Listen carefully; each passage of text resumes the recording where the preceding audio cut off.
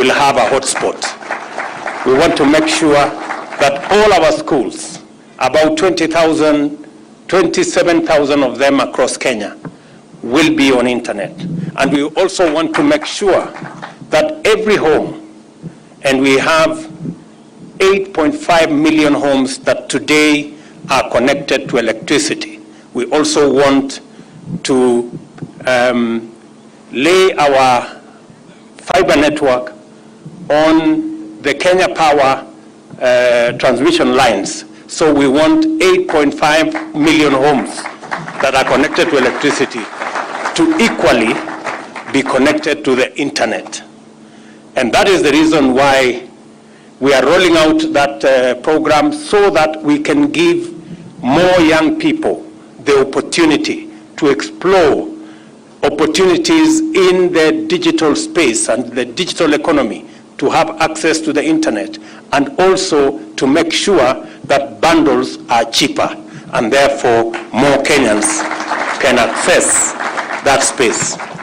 We are committed to enhancing the last mile connectivity. That's what I just said.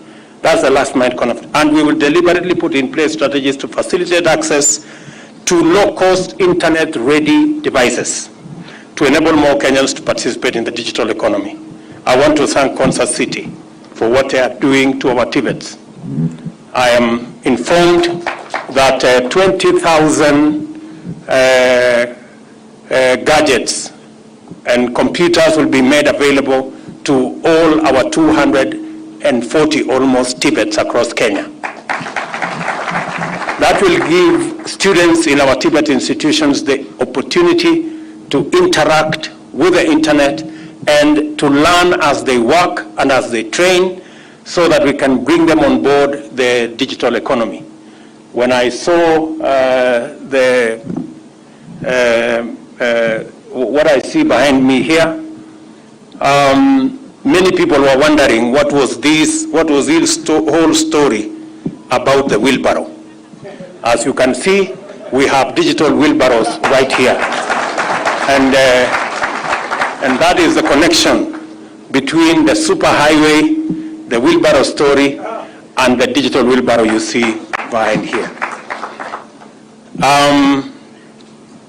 In addition, the government has invested in the establishment of Concert City, of course, Africa's Silicon Savannah, and I am very proud of what's going on in the Smart City, the Science Park, and the Innovation Hub that Concert has become, and which, in our estimation, we project that it is going to contribute 2% of our country's GDP once it is rolled out in full.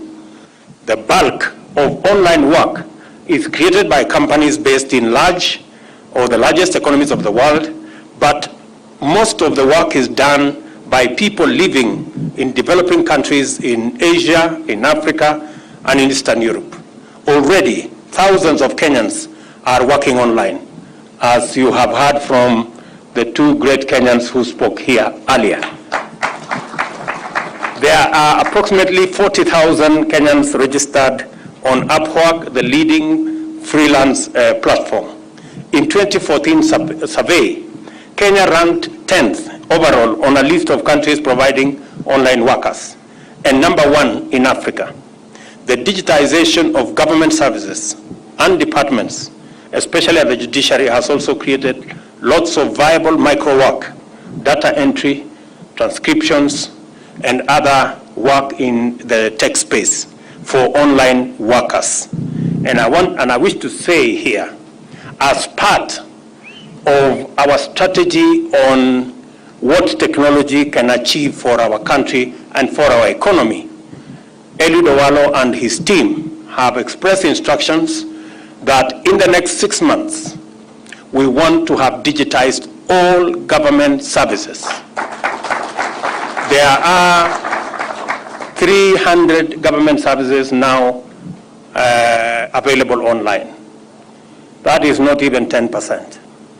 But in 6 months, we are going to engage the tech community, the people in the digital space, to work with us as we digitize the 5,000 or so government services and we have given ourselves a timeline